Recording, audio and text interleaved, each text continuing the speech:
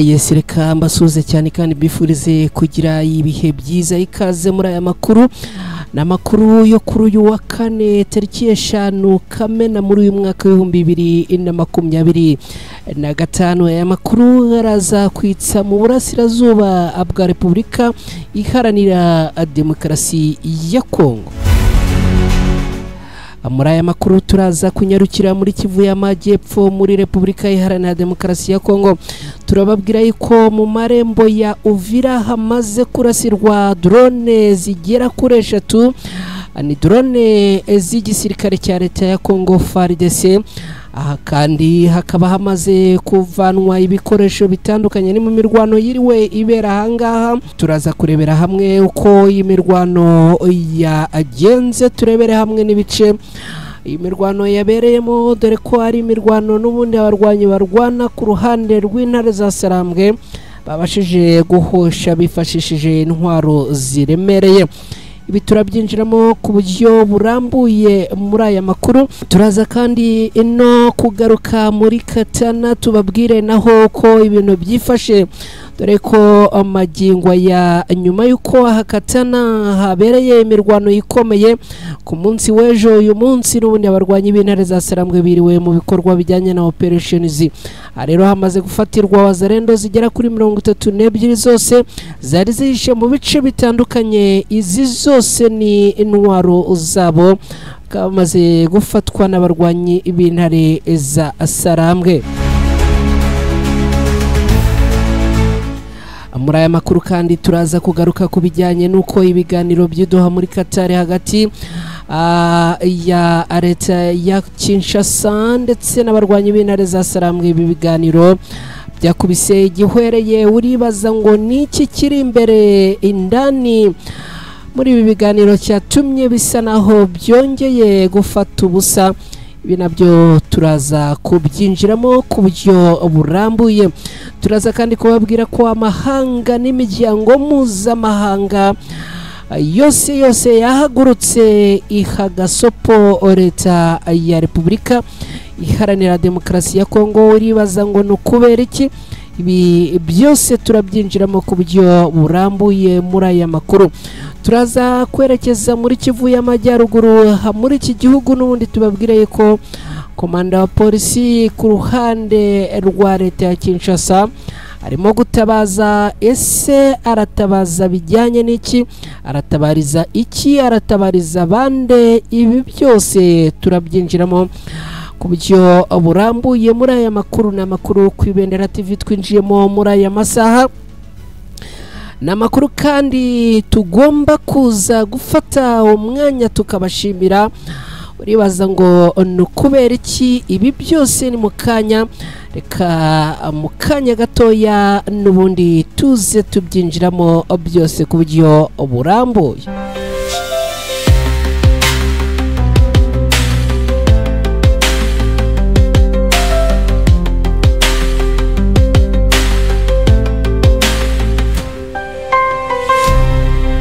Yes, nongeye kubashimira cyane mwese, nanabahaye ikaze hano ku Ibendera TV. Aya makuru rero reka tuyatangire muri ubu buryo. Ndagira ngo dufate umwanya tubashimire mwese abadukurikira, mugakurikira aya makuru muherereye mu bice bitandukanye, abadukurikira muherereye mu bihugu bitandukanye, mwese turabashimiye cyane.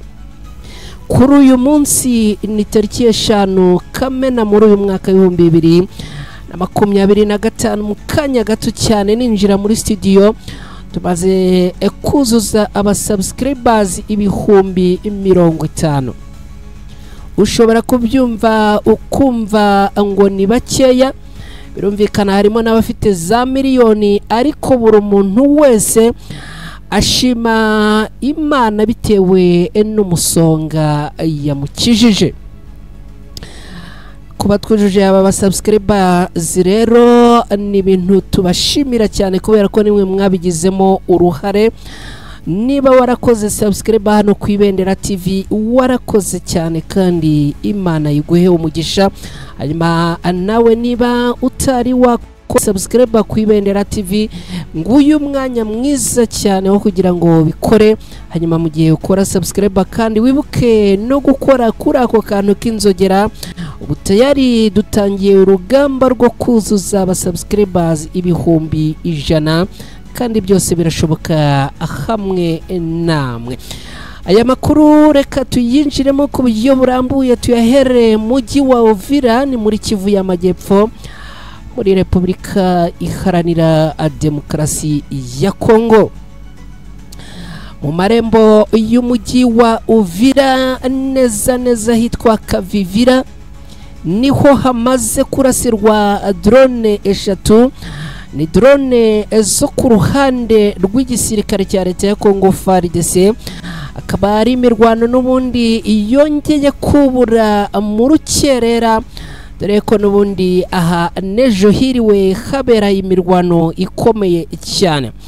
Imirwano irimo kubera rero muri bice bya Kavivira, Kawezi ndetse na Runingo na Kiriba, neza muri bice byegereye uyu mujyi wa Uvira indani. Ibi bitero rero byabereye ahangaha, reka tubanze tubisobanure neza. Mu rukerera rwo kuri uyu munsi, abarwanyi barwana ku ruhande rwa leta ya Kongo, by'umwihariko igisirikare cya leta ya Kongo FARDC bari kumwe na Wazalendo FDLR ndetse n'igisirikare cy'u Burundi, bongeye kugaba ibitero ku birindiro by'abarwanyi b'intare za Sarambwe. Abasirikare bo ku ruhande rwa leta ya Kongo bikaba bivuga ko ngo baturutse mu birindiro byabo biri ahitwa Rutemba, akaba ari ikigo cya gisirikare FARDC gerereye aha muri uyu mujyi wa Uvira. Icyo nakubwira rero nuko kandi aha muri uyu mujyi wa Uvira abasirikare bo ku ruhande rwa leta ya Kongo FARDC bagabye ibitero ngo baturutse muri brigade ya 12 n'ingabo za gisirikare, nukuvuga n'ubundi gisirikare cya leta ya Kongo FARDC giherereye aha muri uyu mujyi wa Uvira. N'ubundi ahangaha rero hakaba hagabwe ibitero, n'ubundi abasirikare bagabye ibi bitero bo ku ruhande rwa FARDC, akaba ari ibitero n'ubundi ngo byateguriwe muri iki kigo cyabo cyitwa Rutemba cyase Rutemba. Barangije ngo barazamuka binjira Kavivira, batangira kugenda barasa ahitwa Kawezi, ariko target zabo ngo ari ukwerekeza aha za Kiriba na Runingo. Ibi rero uko ngo byaje kugenda nuko ngo abasirikare barwana ku ruhande rwa leta ya Kongo, ubundi ngo bagize gutya bamanukana drone zabo. Birabaye ko ngo bari bafite drone zikabakaba hafi muri 78.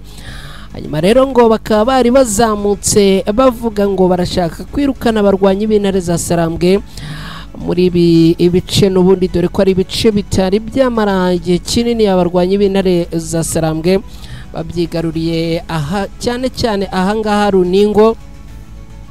Ibirindiro byarwanyi b'intare za Sarambwe ubundi byari biherereye ahitwa Rungutu na Sange.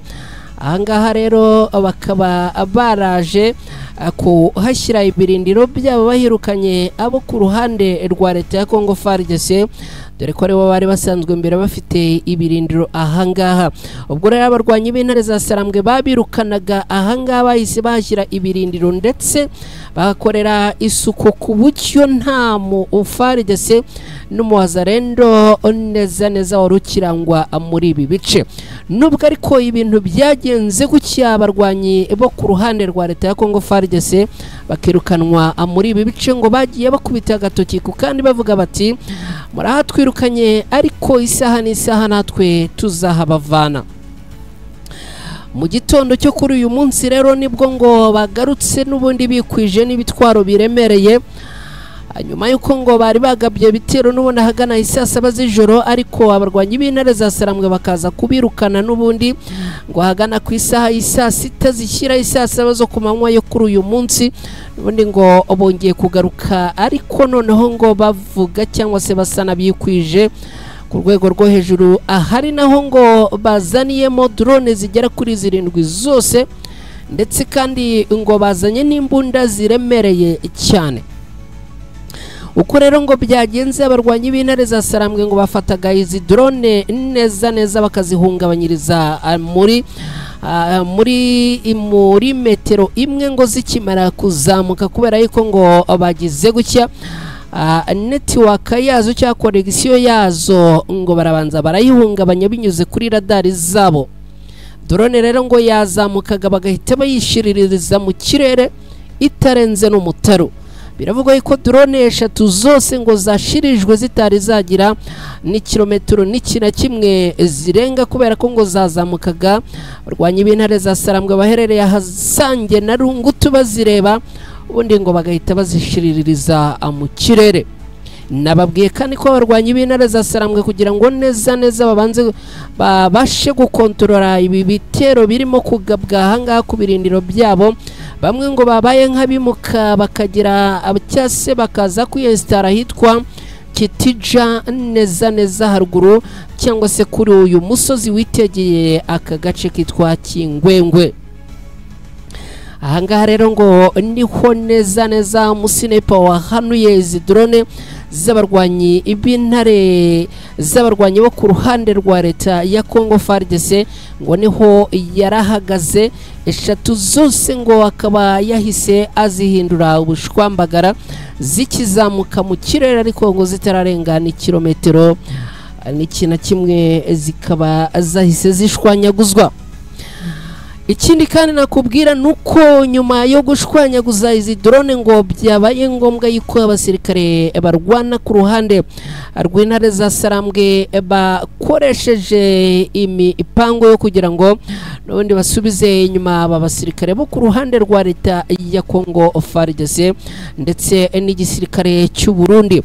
Amakuru aturuka hangara aravuga yuko ngo aba basirikare barwana ku ruhande rw'intare za Sarambwe n'ubundi bakoresheje ibifaru byinshi cyane. Aha ngo bahamanuriye ibifaru birenga 5 byose, bimwe ngo bikaba byagiye bikwirakwizwa n'ubundi muri ibi bice binyuze muri route nationale nimero 5 n'ubundi uzamukiye aha Runingo, ibindi ngo bikagenda bikata ku ruhande rw'ahagana hirya neza aho byitegeye za Kihande na Tema ndetse na Kiku. Ibi rero ngo bimaze kugera neza mu bice byitegeye neza uyu mujyi wa Uvira, ndetse naho abarwanyi barwana ku ruhande rwa leta ya Congo bari batangiye kugenda noneho bohereza imiriro cyane ahangaha haruguru neza ya Kavivira muri aka gace kitwa Kawezi, dore ko aha ngo ariho hari n'abasirikare benshi cyane bo ku ruhande rwa leta ya Congo FARDC. Ibyaje kuba rero nta bindi ngo aba barwana ku ruhande rwa leta ya Congo FARDC n'igisirikare cy'u Burundi na Wazalendo na FDLR none ngo bahasize ubuzima ari benshi cyane. Ahangaha ngo huzuye utujorite twinshi cyane. Ibi rero uko byaje kugenda ngo babakijeho imiriro bamera nk'abaciye intege, noneho bamaze kubaca intege rero ngo babaha icyo nakwita ko ari agahenge kugira ngo n'ubundi bakizwe n'amaguru babashe guhunga. Magingo tuvugana rero ngo bakaba bahungiye n'ubundi muri ibi bice by'ahagana hirya usatira Vugizo, neza kuri uyu mupaka uhuza Repubulika Iharanira Demokarasi ya Congo n'igihugu cy'u Burundi. Ndi makuru kandi akavuga yuko ngo hari abamanutse n'ubundi bakongera bagasubira mu mujyi wa Uvira, gusa ariko n'ubundi ngo ubwoba buracyari bwinshi cyane. Neza ngo bakurikije ibyababereyeho muri ibi bice ngo batahanye ubwoba bwinshi cyane. Ahangaha kandi ngo harasiwe abasirikare batari bakeya bo mu gihugu cy'u Burundi, abo ku ruhande rwa leta ya Congo FARDC ndetse na Wazalendo. Ahangaha ngo zahaguye ari nyinshi cyane. Biravugwa rero ko magingo yanga abasirikare b'igisirikare cy'u Burundi ngo babaye nk'abahahamuka ndetse ngo babaye nk'abongera gutinya rwose ngo bakurikije ibyo baboneye ahangaha, dore yuko abarwanyi b'intare za Sarambwe ngo bageze gucya bamanura ibifaru bohereza amasasu aremereye ndetse kandi ngo bagenda bohereza n'amabombe utujorite inkomere imirambo y'abapfuye ubu ngo ni benshi cyane buzuye muri ibi bice cyane cyane ahitwa Kawezi neza urenze Kavivira uturutse neza mu marembo y'umujyi wa Uvira muri Kivu y'Amajyepfo. Ni ibintu rero bikomeye cyane aho n'ubundi abaturage bakomeje kugenda bagira ubwoba ndetse bakaba barimo guhunga ari benshi. Ikindi nakubwira nuko ahangaha muri uyu mujyi wa Uvira n'ubundi abaturage ngo bakomeje guhura n'ubugizi bwa nabi ndetse n'ihohoterwa rikomeye cyane, dore ko izi ngabo cyase aba basirikare ngo barwana ku ruhande rwa leta ya Kongo bakimara n'ubundi guhabwa isomo rikomeye cyane n'izintare za Sarambwe muri ibi bice bamanutse bagenda birara mu baturage n'umujinya mwinshi cyane wo abafashe rero abakeka yuko ngo yaba ari umwe cyangwa se yashyigikiye aba barwanyi b'intare za Sarambwe rwose ngo bakamwica. Biravuga yuko iyi mirwano n'ubundi ngo yaje gusiga abaturage bagera ku 13 bose ngo bapfuye barashwe n'abarwanyi ba Wazalendo nyuma yuko n'ubundi Wazalendo na FARDC zatwikiwe haruguru ahangaha zigabwa isomo rikomeye n'abarwanyi b'intare za Sarambwe. Twihuse reka aya makuru tuyerekeze Katana naho ni muri Kivu y'Amajyepfo muri Burasirazuba bwa Repubulika Iharanira Demokarasi ya Kongo. Nyuma yuko ku munsi w'ejo Katana n'ubundi hagabwe ibitero n'abarwanyi barwana ku ruhande rwa leta ya Kongo FARDC n'ubundi ibi bitero bikaza gusubizwa inyuma n'abarwanyi b'intare za Sarambwe. Abarwanyi b'intare za Sarambwe n'ubundi uyu munsi ngo ababyukiye mucyo nakwita ko ari umukwabo, kuvuga operations zo guhiga no gutanga umutekano urambye mu bice n'ubundi abarwanyi b'intare za Sarambwe baba barimo. Nyuma yuko rero binjiye muri bikorwa bya operations zo guhiga bukware no kugenzura niba n'abarwanyi bashobora kuba basigaye muri bice bihishe, ibi ngo byaje kurangira n'ubundi havumbuwe abarwanyi ba Wazalendo bagera kuri 32 bose muri Katana. Abangaba ngo bakaba bari bihishe muri bice kugira ngo baze kugenda n'ubundi barasa mu baturage nijoro. Ikindi kandi abangaba ngo bari bihishe kugira ngo n'ubundi babe babasha kuza gusahura mu gihe cy'ijoro. Abarwanyi b'intare za Sarambwe rero bakaba bavumbuye n'ubundi nta kintu bari bakora, dore ko ngo bari bihishe mu bice bitandukanye by'ahangaha muri Katana. N'ubundi ngo gahunda yabo ari iki, ari gukomeza n'ubundi guhungabanya umutekano. Aha rero izi Wazalendo zikaba zafatanwe n'ibikoresho byabo, kaba ngo bafatanwe imbunda, no kuvuga imbunda zo mu bwoko buto cyase bworoheje, kandi ngo bakaba bahafatanywe n'amasasu atari makeya. Ikindi kandi ngo bafatanwe ahangaha ni za grenade ngo bateganyaga kuza gutera mu baturage hagamijwe n'ubundi kubica. Ibyo rero ibikomeje kubera hangaha ngayo amakuru avugwa cyangwa se agaruka muri bice n'ubundi byo muri Kivu y'Amajyepfo muri Burasirazuba bwa Repubulika Iharanira Demokarasi ya Kongo. Icyo nakubwira rero nuko n'ubundi abarwanyi b'intare za Sarambwe bakimara gufata izi Wazalendo zigera kuri 32 zose Katana, n'ubundi ngo abazitwaye mwibazwa, uribaza ngo baraza kubazwa ibiki, uribaza ngo baraza gusubiza iki. Ibyo ni tekinike na tactique zijyanye n'ibya gisirikare, ubwo tubiharire bene byo. Twihuse rero reka aya makuru tuyerekeze Doha muri Katari. N'ubundi ibyari ibiganiro bihuje intumwa zo ku ruhande rw'abarwanyi b'intare za Sarambwe n'abarwanyi bo ku ruhande rwa leta ya Kongo byari bimaze igihe bibera Doha muri Katari. N'ubundi ngo byaje gukubita igihwereye. Abarwanyi b'intare za Sarambwe barwanya uruhande cyangwa se barwanya ubutegetsi bwa leta ya Kinshasa aha muri Repubulika Iharanira Demokarasi ya Kongo baje gusanga n'ubundi iby'ibiganiro by'Doha muri Katari nta musaruro nta n'umusanzu ngo babyitegaho, rero bikaba ngo byaje kurangira n'ubundi abari babahagarariye muri ibi biganiro n'ubundi babahamagaje. Intumwa rero zo ku ruhande rw'abarwanyi b'umutwe wa M23 bahamagajwe na abari babahagarariye, akaba rero n'ubundi bongeye guhamagazwa i Goma nyuma y'iminsi 30 izi ntumwa zari zimaze ziri mu biganiro na leta ya Repubulika Iharanira Demokarasi ya Kongo i Doha muri Katari. Umunyamakuru wigenga yitwa Steve Wembi usigaye akora inkuru za politike cyane cyane zirebana n'abarwanyi b'intare za Sarambwe ndetse n'inkuru zitandukanye by'umwihariko zo muri Repubulika Iharanira Demokarasi ya Kongo, yatangaje ko mu ntangiriro z'iki cyumweru aribwo izi ntumwa zari ziyobowe n'uwitwa Benjamin Mbonimpa, umwe mu banyamabanga bahoraho b'intare za Sarambwe batashye. Kuri ubu yaba Kinshasa y'abarwanyi b'intare za Sarambwe nta ruhande n'uru na rumwe ruragira icyo rutangaza mu buryo burambuye ku bijyanye n'ibi biganiro.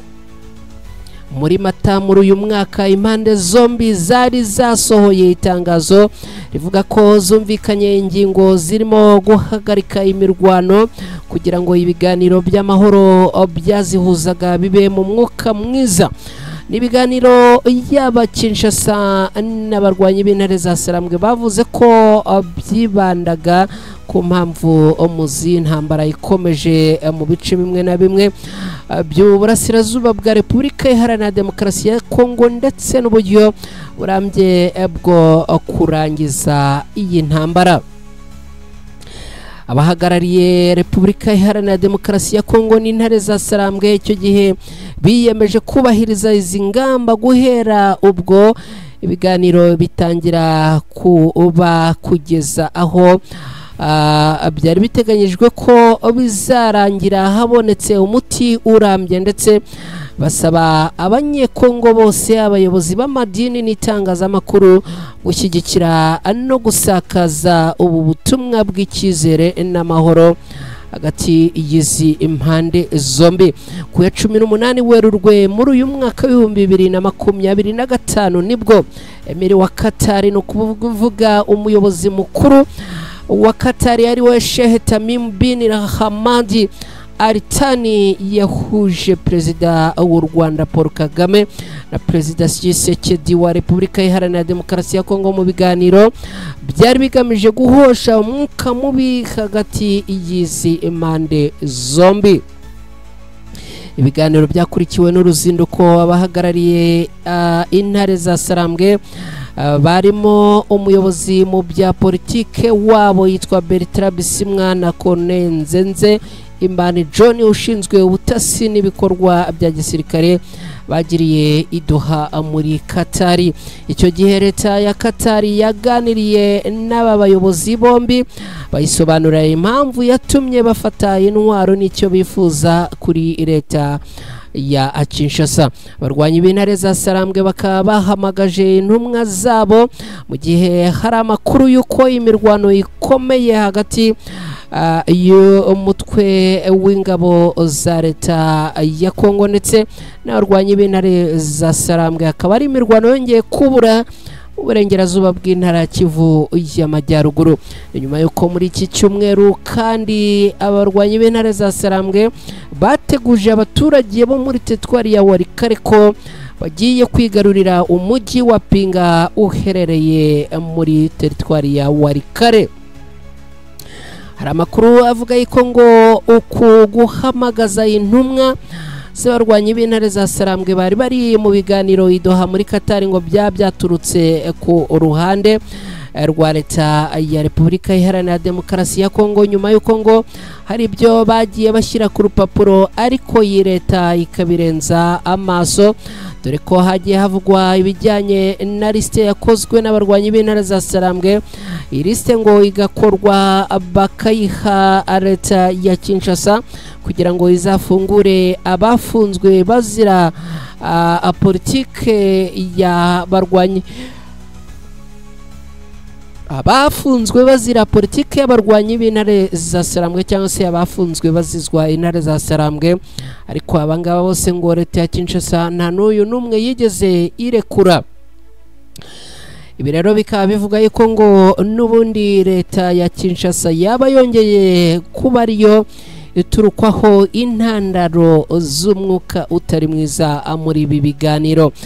Ngibyo reka twihute n'ubundi tubabwire yuko amahanga, imiryango mpuzamahanga, imiryango yiharanira uburenganzira bwa muntu, bose uko wabumva muri uyu mujyo umwe w'uburenganzira bwa muntu, bahamagariye cyangwa se basabye guverinoma ya Repubulika Iharanira Demokarasi ya Kongo guhagarika bwangu ibijyanye n'impfu zikomeje kugenda zikorwa ku ba generali bavuga ururimi rw'igiswahili, cyane cyane ibi bikaba bije nyuma y'uko havuzwe urupfu rwa Leta Generali Sikatenda wishwe azize cyangwa se ahawe isumu ya panya. nk'uko makuru ya kare twabigarutseho, isumu ya panya ni umuti wica imbeba, bene wa wundi bavuga ngo ni umuti wo gutega imbeba, akaba ari wo wahawe uyu mujenerali. rero bikaza kurangira yitabye Imana nyuma y'uko n'ubundi yari amaze igihe kitari gitoya afunze, kandi ngo umuryango we ntiwigeze umenyeshwa icyo yaba afungiwe cyangwa se ngo agezwe imbere y'ubushinjacyaha akurikiranwe. Nyuma y'urupfu rw'uyu mugabo rero, ni Leta Generali Sikatenda Shabani wapfiriye muri kasho afungiwe mu buryo afunzwe mu buryo budasobanutse. Amahanga n'imiryango iharanira uburenganzira bwa muntu bakaba basabye guverinoma ya Repubulika Iharanira Demokarasi ya Kongo gutangiza iperereza ryihuse ryigenga kandi rinyuze mu mucyo, kugira ngo waba yaragize uruhare mu icwa y'uyu mujenerali abihanirwe bikomeye cyane. Kare nababwiye nti kuba umuntu yaba yarafunze afungiye muri kasho ya gisirikare akaza guhabwa isumu ya panya, ni ibintu rimwe na rimwe utumva neza uko biba byifashe. ariko hari amakuru avuga yuko n'ubundi abajenerali ngo bakomeje kugenda bapfira ahangaha, ubundi ngo barimo kuzira uburozi. Mu itangazo rero ryashyizwe ahagaragara n'umuryango w'abibumbye binyuze ku biro byawo bishinzwe uburenganzira bwa muntu, hagaragaramo amagambo akakaye. Aya magambo agira ati: gufunga umuntu igihe kirenga umwaka nta rubanza bikarangira apfiriye muri kasho bigaragaza ikibazo gikomeye mu mikorere y'ubutabera. Leta ya Repubulika Iharanira Demokarasi ya Kongo ifite inshingano zo gusobanura uko byagenze no kurenganura ababuze ababo. Ishyirahamwe Amnesty International nabo bagize gutya abagira icyo bavuga, bakaba bavuze ko ari ishusho y'ubutegetsi bukomeje kuniga ubwisanzure hano muri Repubulika Iharanira Demokarasi ya Kongo. Ishyirahamwe Amnesty International, umuryango usanzwe ukurikirana isura y'uburenganzira bwa muntu muri Afurika yo hagati, nawo ukaba wahise usohora itangazo rigira riti: urupfu rwa Sikatenda si urwa mbere, ahubwo ni igice cy'urugamba rurerure rwo gukumira abatavuga rumwe n'ubutegetsi. Guverinoma ya Repubulika Iharanira Demokarasi ya Kongo igomba gusobanura impamvu y'ifungwa rinyuranije n'amategeko y'uyu musirikare ndetse nuko yaje gupfira mu maboko yabo. uyu muryango ukaba usaba ko hakorwa iperereza ritandukanye n'iry'inzego za leta rishingiye ku bwigenge rikagaragaza uruhare rw'abantu cyangwa inzego zaba zaragize uruhare mu rupfu rw'uyu mujenerali. Ku rundi ruhande umuryango w'ubumwe bwa Afurika AU nawo wagaragaje impungenge no ku buryo bukabije cyane aho ubutegetsi bwa Repubulika Iharanira Demokarasi ya Kongo ngo buri kugenda bugaragaraho ibikorwa byo gucecekesha abahoze mu nzego z'umutekano batakigirana icyizere n'ubuyobozi buriho. Mu butumwa bwatanzwe n'intumwa idasanzwe ya AU muri Repubulika Iharanira Demokarasi ya Kongo habayeho kwihanganisha umuryango wa Sikatenda no gusaba ko habaho igikorwa kirambye cyo kurinda uburenganzira bw'abantu bose cyane cyane abahoze mu nzego za leta. Hari kandi abakoze imyigaragambyo y'amahoro basaba ubutabera, abandi bashyira indabo ku marembo ya kasho yapfiriyemo uyu mujenerali bavuga ko ari intwari yibagiranye kandi yitahiye. Kugeza ubu ibiro bya Perezida Tshisekedi ntibiragira icyo bitangaza ku bijyanye n'urupfu rw'uyu mujenerali witwa Sikatenda. Icyakora bamwe mu banyapolitike bari hafi y'ubutegetsi batangiye kuvuga ko nta ruhare rw'ubutegetsi ruri mu rupfu rw'uyu mujenerali, ibyo abatavuga rumwe n'ubutegetsi bita gupfunyikirana ukuri hakiri kare. Ibintu rero bikomeje kwinubirwa n'abatari bakeya. Reka twihuse kandi twerekeze mu gisirikare cya Repubulika Iharanira Demokarasi ya Kongo FARDC. Rero muri iki gisirikare cya FARDC hakaba hakomeje ubundi kuvugwa ibintu bitandukanye.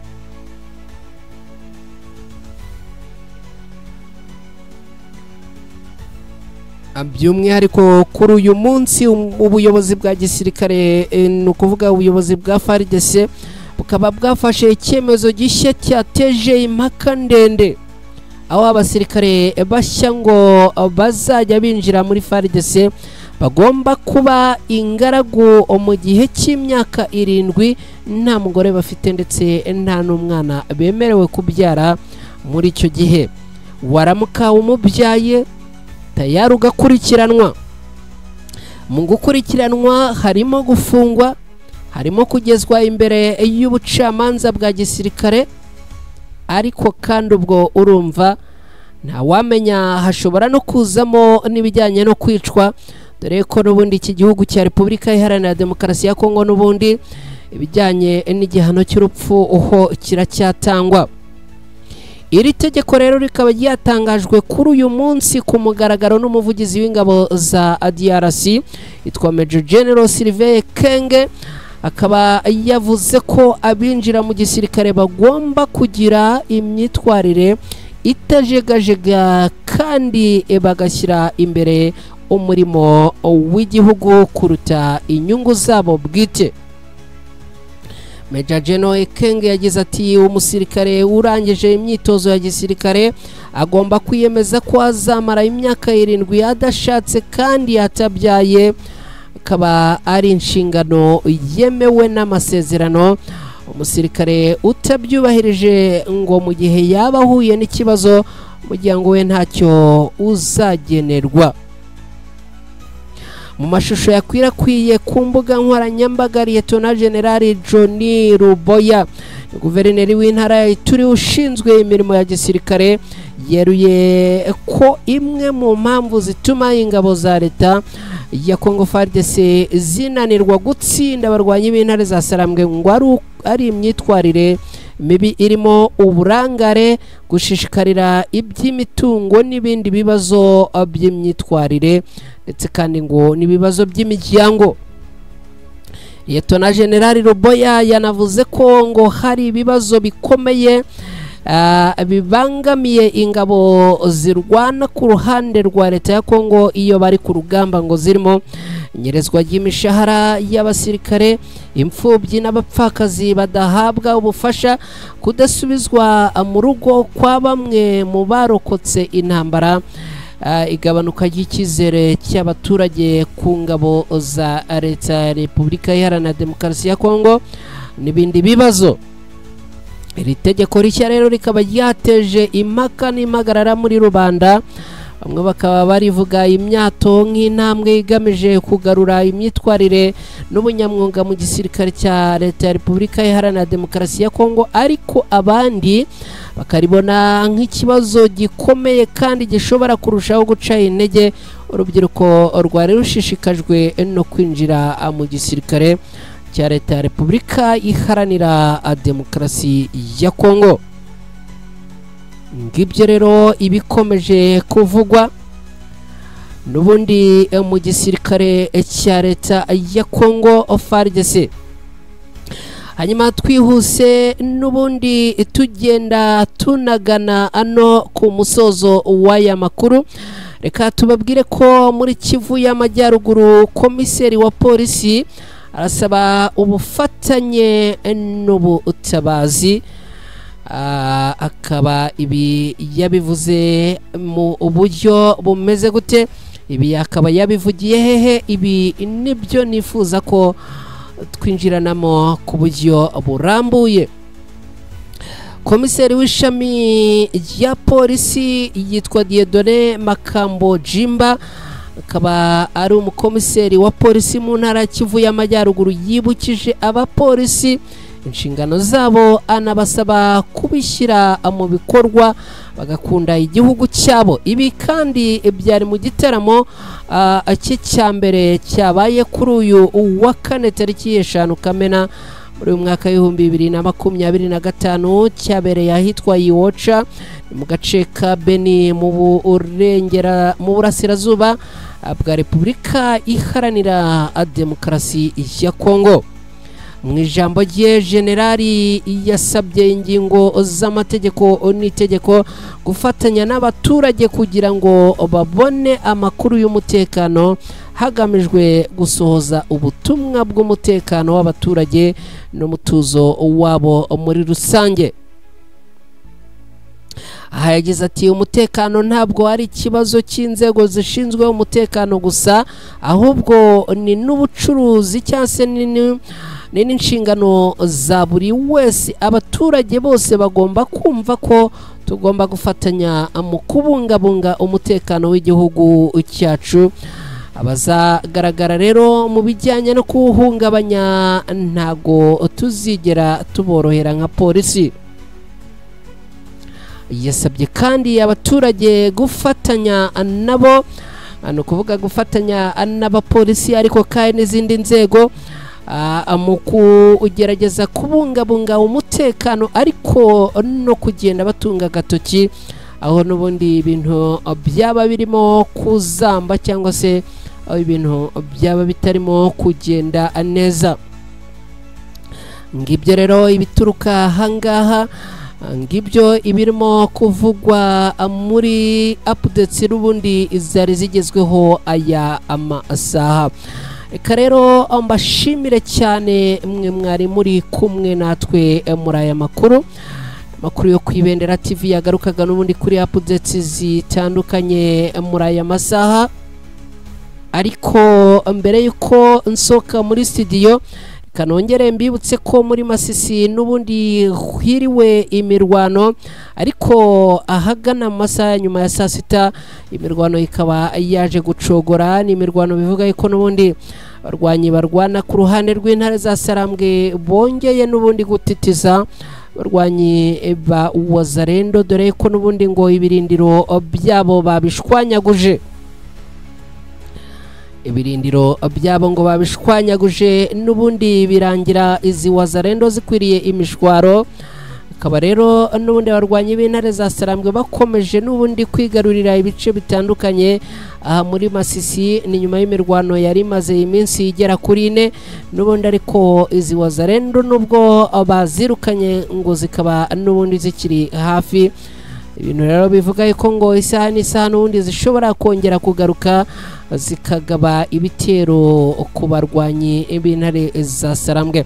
Reka rero mbashimire cyane nanabasezereho ubwo updates n'ubundi makuru atandukanye hano ku Ibendera TV. Ubwo ni ku munsi w'ejo, ngewe ndabashimiye cyane, nitwa Umukada.